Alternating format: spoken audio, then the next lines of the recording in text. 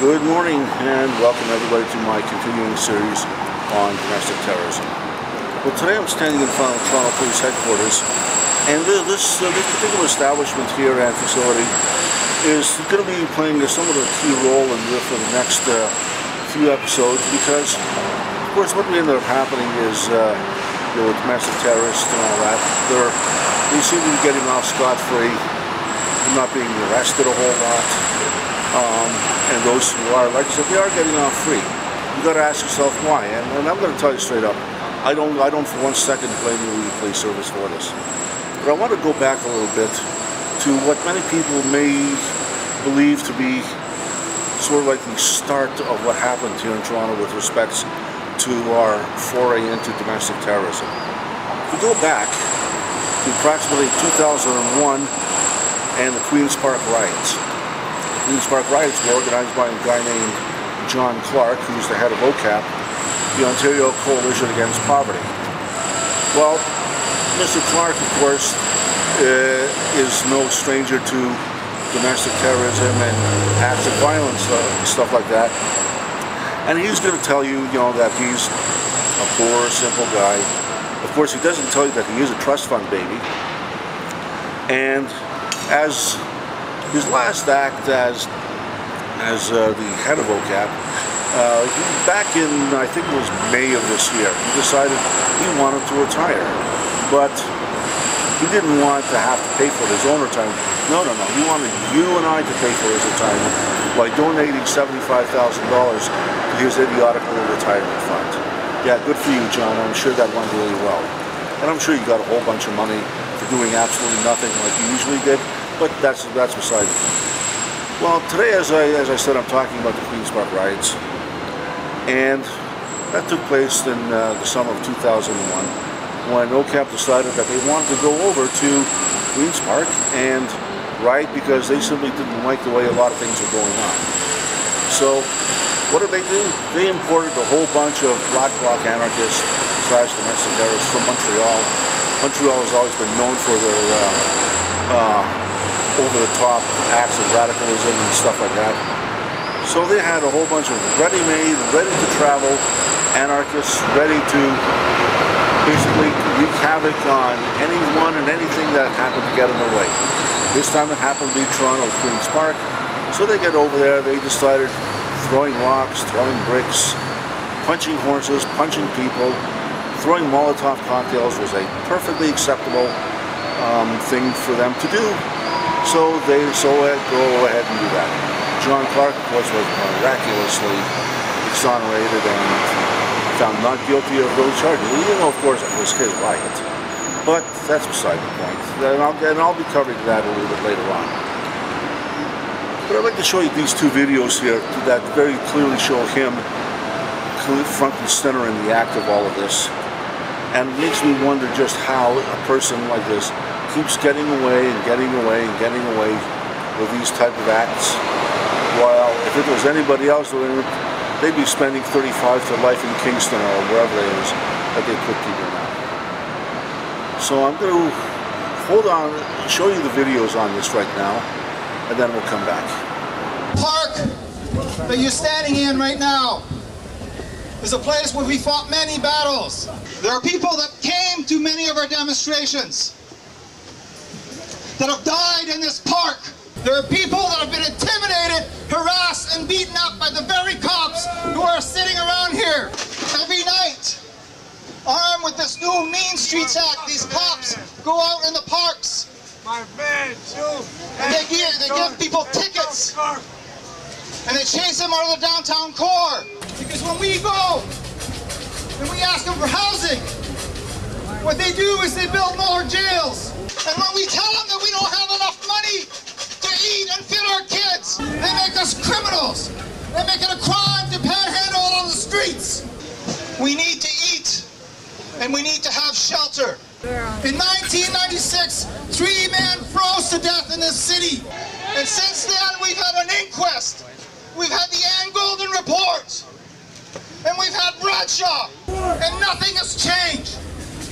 Every day people are turned away from the hostels, and we need to take this anger and we We take this story to Queen's Park, and when we get there, we should not be shy. And when we get there, you remember that there are many people. I'll name some of those people. There's Candy, there's Jed Solomon, there's David Solomon, there's Casey, there's Leanne, there's Richard Roy, Jeff Holly Holmes, Stuart Mitchell, Phil Moore, and Manu, Frank and Horace and Smokey, and Lisa.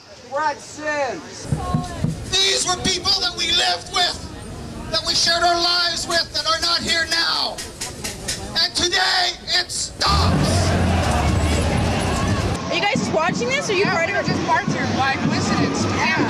I'm in favor of it. I didn't know it was going to be a win.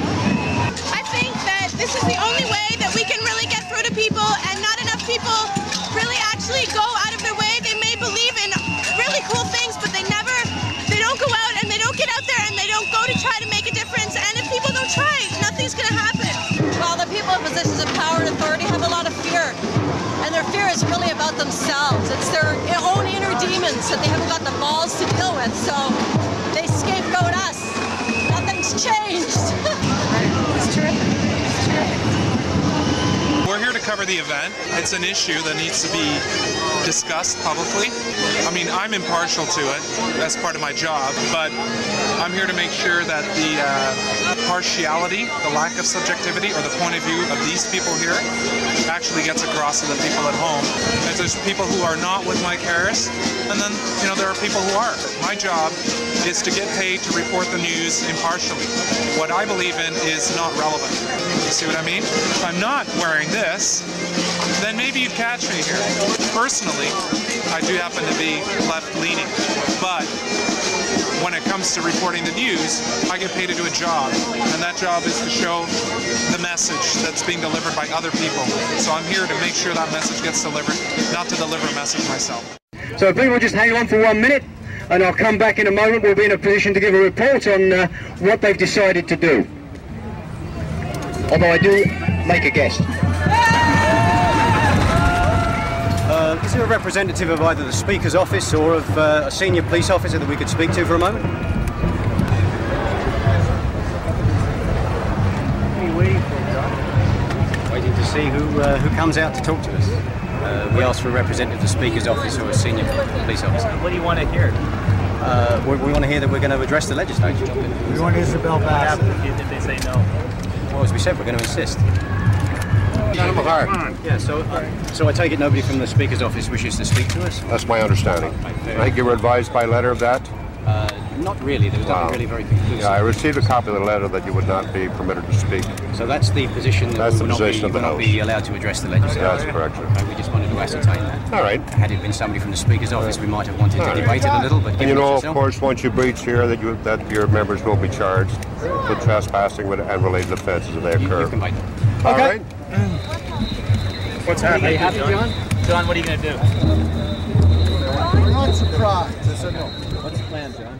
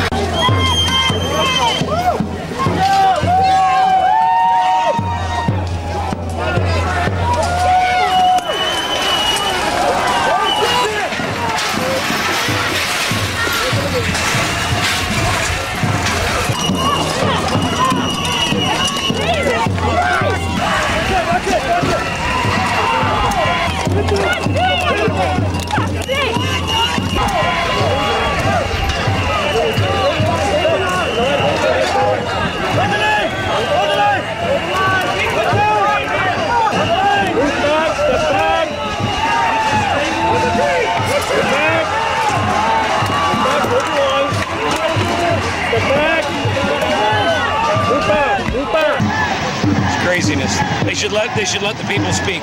It's our fucking house.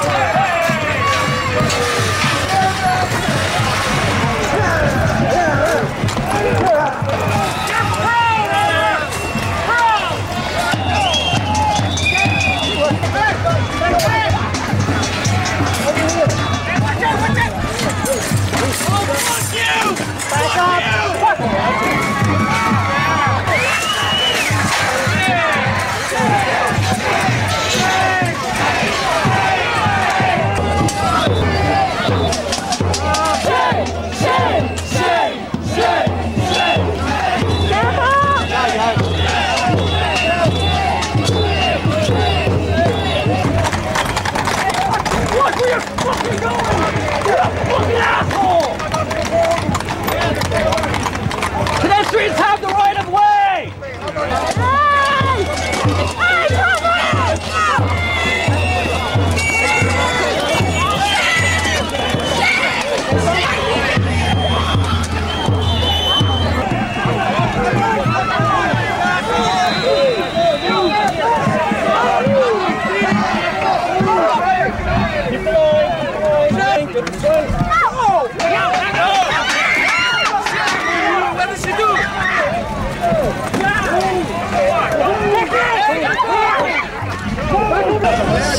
Nobody's coming in here. Nobody's coming in here.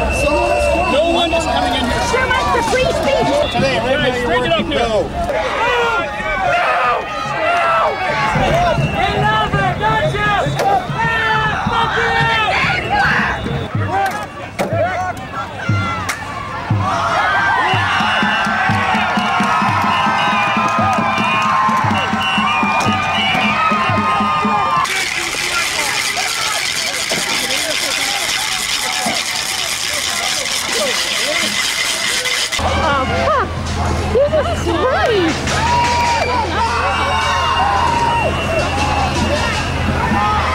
Smash the fucking thing!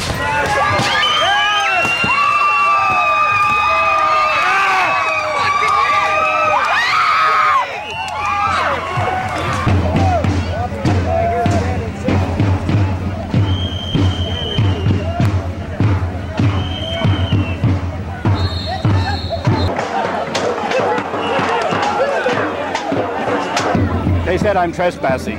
I'm not trespassing. You're trespassing on public. But supposing I am, charge me. Yes. Charge me with trespassing. Are they afraid of me? I'm an old man. They're all stronger than I am. Maybe one of them is stronger than I am. I think I have to be pushed. There's some limit. There is some shit I will not eat. To quote E. Cummings.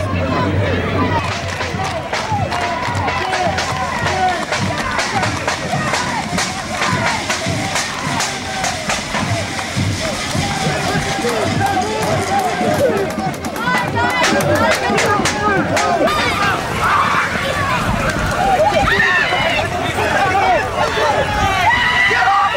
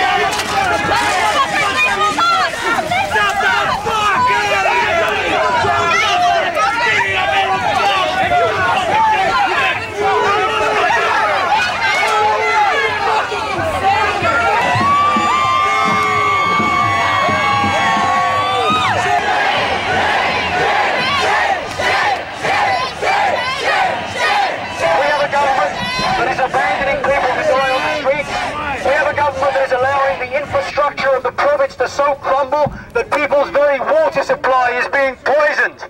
That is a government that has gone beyond any bounds. That is a government that has to be challenged and has to be defeated. Today, we saw that people, knowing that 22 people have died on the streets of Toronto in the last 7 months, are angry. Today we demonstrated as well that the movement against Harris is reigniting. This time, reigniting on a very, very serious basis. It's going to involve social mobilization. It's going to involve economic dislocation directed against the Tories and their wealthy backers. It's going to involve a mobilization that is going to be huge, and I think very strongly that this government is beginning to take on the dimensions of a government that is in crisis, a government that needs to be pushed over the edge, a government that can be defeated.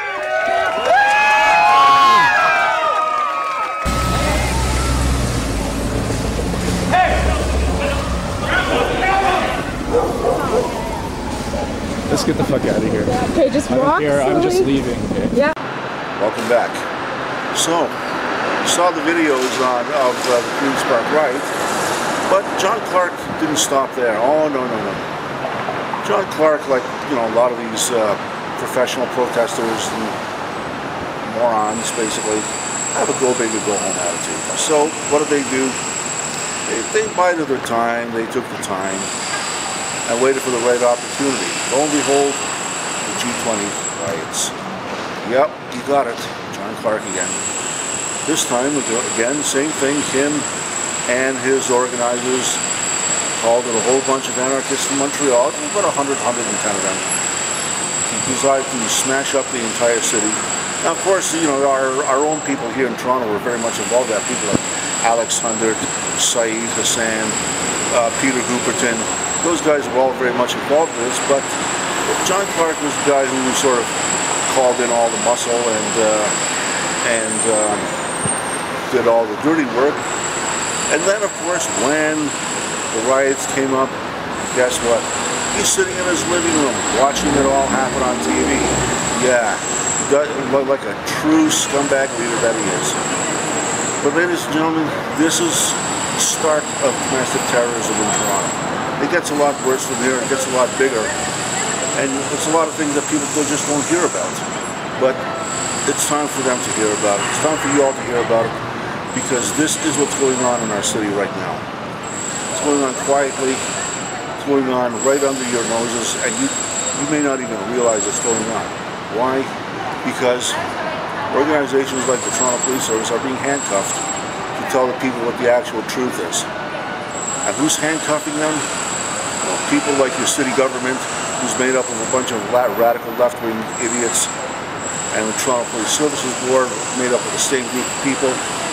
And of course, what they do is they tell our chief what he may or may not say. Now, we have a fantastic chief in the city. We really do.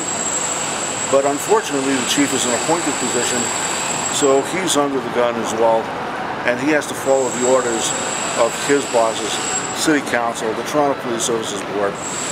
And I suspect that, you know, he's probably just as disgusted with what's going on here as the rest of us, but he's also a politician, so he has to play the political game, unfortunately.